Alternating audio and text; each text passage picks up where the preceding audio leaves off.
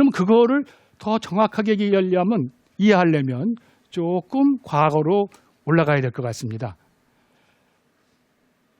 홍콩이 원래 영국의 식민지였죠. 좀 아까 말씀드린 대로 아편 전쟁에서 지면서 홍콩은 영국에게, 마카오는 포르투갈에게 줬어요. 그래서 지금도 관심 있으면 마카오 가시면 마카오에서 포르투갈의 유산을 많이 볼 수가 있습니다. 근데 이 홍콩이 영국의 식민지가 돼가지고 그 안에서 경제적인 번영도 누리고 그랬죠. 그 나름대로의 어떤 서구적 민주주의의 절차도 많이 누리긴 했습니다만 기본적으로 영국의 식민지였다고 볼 수 있는 거죠. 영국의 총독이 와서 다스렸으니까. 그런데 1997년 7월 1일, 7월 1일이 무슨 날이에요? 공산당 창당 기념일이죠. 창당 기념일을 맞춰서 97년 7월 1일에 영국의 식민지였던 홍콩이 중국에 귀환됐습니다. 반환됐어요. 그때 약 반환하면서 양쪽이 합의 본 것이 50년 동안, 97년에서 50년이면 언제일까요? 2047년에 홍콩 50년 동안은 홍콩을 일국 양제로 운행한다. 그렇게 양쪽이 합의를 했어요. 일국 양제라는 것은 뭐냐면 나라는 하나이지만 두 개의 제도가 동시에 존재하는, 공존하는 것을 일국 양제라고 했어요. 그러면 일국 양제는 뭘까요? 당연히 사회주의와 자본주의가 같이 존재한다. 이렇게 타협을 본 거죠. 이 타협은 누가 제안했냐면 당시 지도자인 덩샤오핑이 제안을 했고, 이 제안한 거에 대해서 당시에 영국 여왕은 천재적인 제안이다. 그거 당황했어요. 이렇게 옆구리를 찔릴 줄 몰랐다. 천재적인 제안이라고 했어요. 요즘 이 외교 정치학이랄까 이런 용어로 말하면 전략적 모호성을 남겨둔 거죠. 주권은, 명분은 하나의 중국 안에 들어오되 현실은 인정한다. 그러니까 명분과 현실의 조화를 이뤘달까, 타협을 이룬 것입니다. 그래서 일국 양제를 요구했는데 그건 다른 말로 말하면 홍콩은 홍콩 사람이 당분간 적어도 50년간은 다스린다. 그것이 일국 양제의 가장 기본적인 정신이고, 그걸 다른 말로 하면 중국이라는 나라 안에 들어가 있지만 고도의 자치를 누린다라고 하는 겁니다. 여러분, 전략적 모호성이라고 아주 멋있게 설명을 했습니다만 이게 늘 불안정한 거죠. 처음부터 그런 불안정성을 안고 있었어요. 그 당시에 많은 관찰자들의 초점이 뭐였냐면 미래를 예측할 때 홍콩이 중국화될 거냐, 중국이 홍콩화될 거냐가 관전 포인트였어요. 다 이해하실 수 있잖아요. 홍콩을 끌어들여서 중국이 점점 자본주의가 진행되고, 그 자본주의가 진행되다 보면 중산층이 발전하고 그다음 민주주의가 진행돼서 중국이 변할 거다라는 기대. 그게 중국의 홍콩화죠. 반대로 홍콩의 중국화는 중국이 일국 양제가 점점 약해져서 고도의 자치가 축소돼서 중국처럼 될 거다라고 그 시점에서 봤을 때 이 양자가 논쟁적이었어요. 바로 이 두 개의 대립입니다. 기본적으로 중국은 대일통을 강조하면서 전략적 모호성을 떨치고 하나의 중국으로 가고 싶어 해요. 근데 문제는 시진핑 이전까지는 이걸 그렇게 강조하지 않았어요. 원칙적으로는 대일통을 강조하지만 홍콩의 고도 자치를 약화시키면서 점점 통합하려는 노력을 직접적으로 하진 않았는데, 시진핑 들어서면서부터는 중국몽, 자신감이 생기니까 점차 요구를 해요. 그렇게 된 데는 홍콩의 경제적인 위치가 예전만 못한 거예요. 왜? 그 근처에 광둥성이니 뭐니 발전을 많이 했기 때문에 예전에는 홍콩을 뭐라고 불렀냐면은 중국을 위해서 황금알을 낳는 거위라고 그랬어요. 홍콩에 대해서 서방에 많은 자본이 들어와 있고 경제가 발전하고 그러니까 중국에도 이익이 되는 거죠. 근데 이제는 다른 데도 많이 발전했기 때문에 경제적인 위상이 낮아진 면이 있습니다. 그러다 보니까 중국 지금 사태에 대해서도 현지의 중국 내 여론은 그렇게 일반 중국 국민이 지지를 많이 하질 않아요. 오히려 뭐 제가 개인적인 경험입니다만 중국 여행하다 만난 어떤 운전수라든가 이런 사람들은 중국 정부를 비난해요. 왜 좀 더 강경하게 하지 못하고 저렇게 내버려 두는가? 라고 말할 정도입니다. 에이, 그건 중국이 뭐 억압적인 여론 통제 때문에 그런 게 아니냐 그러는데 그렇게만 말할 수 없는 면도 있습니다. 왜 그러냐? 중국인의 입장에서 보면은 홍콩 문제는 외국 세력이 개입해서 중국을 분열시키려는 여러 개의 중국으로 쪼개려는 거다라고 하는 불만이 있어요. 그게 공식적인 입장입니다. 뭐 제가 여기서 외부 세력이 누군지는 제가 말하지 않겠습니다만은 하여튼 그렇게 생각을 해요. 그래서 분열이다. 그러니까 대일통을 훼손하는 거다라는 생각인 거죠. 그거에 비해서 중국 친구들, 중국 주민 그중에서 고도의 자치를 요구하는 이 시위를 주동한다든가 그걸 지지하는 사람들은 그거에 대해서 아니다. 우리는 원래대로 일국양제의 정신에 입각해서 점점 고도의 자치를 원한다. 이렇게 얘기합니다. 이렇게 말하면 그럼 홍콩을 독립하자는 거냐라고 하면 독립까지 요구하는 하나의 국가로 독립하겠다고 요구하는 건 그렇게 많은 숫자는 아닙니다.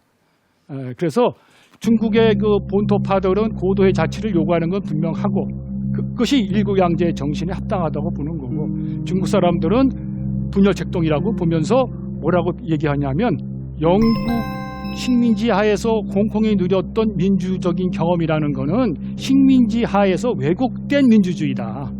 중국적 민주주의와는 다르다 이거예요. 그건 뭐 여러 가지 그렇게 논쟁을 하는 겁니다. 그래서 어떤 가치관의 대립도 깔려 있다. 이것이 중요한 겁니다. 여기서 우리는 이제 이런 생각을 할 수가 있어요. 그러면 시간이 지나면 시간이 있는 누구의 편인가? 한번 생각해 보세요. 시간이 많이 흐른다면은 어떻게 될까? 저도 답은 없습니다만 한번 생각을 해 보시는데 홍콩의 어떤 고도의 자치를 중국 정부가 허용할 건가? 독립은 뭐 더더구나 허용 안 하겠지만 고도의 자치를 허용할 건가라고 할 때 쉽지는 않을 겁니다. 중국 정부의 입장에서 보면은. 왜냐하면 그것이 당연히 중국 내부에 영향을 미쳐서 중국의 다양한 소수민족의 지구들도 있고 신장, 티베트, 더 직접적으로는 대만 문제도 있고 이런데 그것 때문에 그 파급을 생각하면은 굉장히 조심스러울 수밖에 없을 거다. 그래서 시간을 끌면은 중국에 유리하다고 생각할 가능성도 있습니다. 그러면 굉장히 비관적이 되는 거죠. 홍콩 주민의 입장에서 보면은. 그런데 그렇게만 간단히 볼 수 없는 것.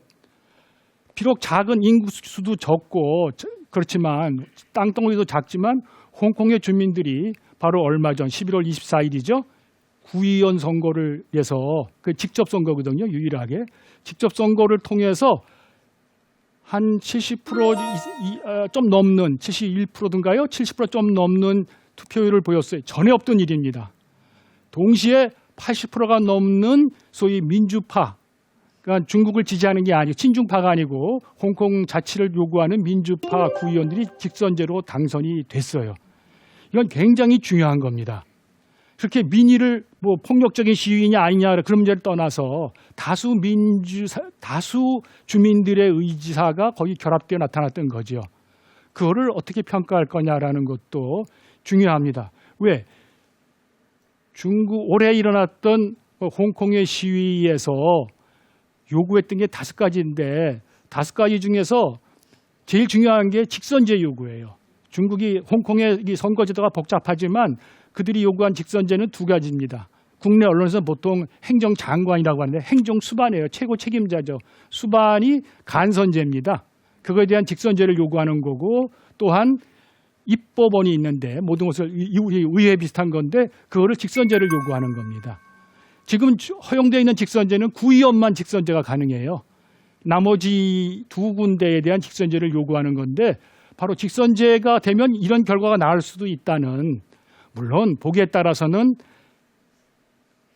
이번에 많은 투표율이 높아졌고 민주파가 많이 당선된 데는 폭력적 시위에 대한 폭력적 진압에 대한 반발도 있었다, 이런 것도 있겠습니다. 어쨌든 이것이 하나의 홍콩 주민의 의견을 듣는 하나의 여론이라고 볼 수가 있을 것 같아요.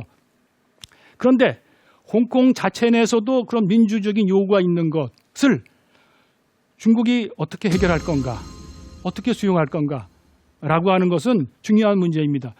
외국의 여론은 점차 이게 이제 여기 우리나라의 대학가에 있는 뭐 신문 대자보라고 하는 것들인데 양쪽 입장이 다 팽팽한 거예요. 한국 학생들 중에서 홍콩의 민주화 운동을 지지하는 그룹이 있는가 하면 또 중국 유학생들은 그에 반대하는 그거는 왜 남의 나라 문제인데 간섭하냐든가 이런 식으로 해서 막 싸움이 벌어지고 있죠.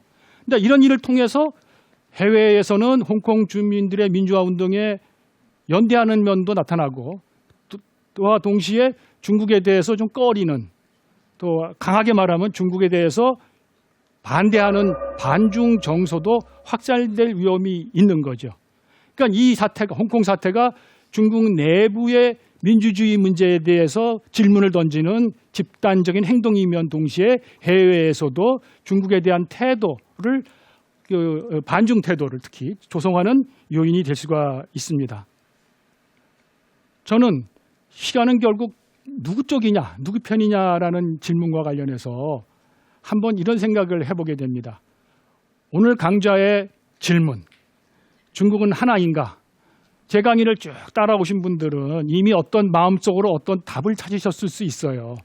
근데 저는 여기서 이 강의를 마무리하면서 이런 제안을 한번 해보고 싶습니다. 하나이자 여럿인 중국이 가능성은 있는가?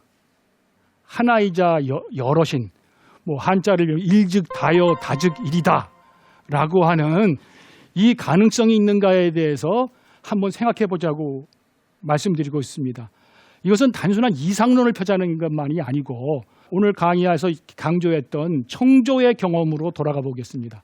청조의 제국이라고 한다면 청조라는 제국은 팽창과 관용의 균형을 비교적 찾아보려고 썼던 것을 제국의 경험이라고 한다면 오늘의 중국도 즉 좁은 의미의 중화인민공화국도 과연 대일통이라고 해서 청조의 영광을 얘기하려면 청조가 가지고 있는 그 양면성, 관용과 팽창의 양면성을 어떻게 오늘날에 맞게 실현할 것인가라고 하는 것은 지금 굉장히 중요한 문제입니다.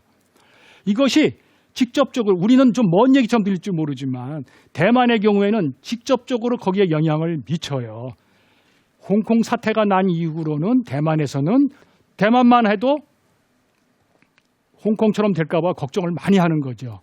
그러니까 홍콩의 중국화가 될까 봐 그러면 대만도 중국화가 되는 거에 대해서 반발하는 현상을 유지하고 싶어하는 사람들도 있습니다. 이런 식으로 중국이 하나이자 여럿이냐에 대해서 어떤 실험을 할 건가, 어떤 제도적 장치를 만들 건가는 중국인의 과제이고 동시에 전 세계인들이 관심 갖는 과제이기도 하다. 서로 연동되어 있다라는 것 이렇게 말씀드리고 오늘의 두 번째 질문에 대한 강의는 여기서 마쳐볼까 합니다. 감사합니다.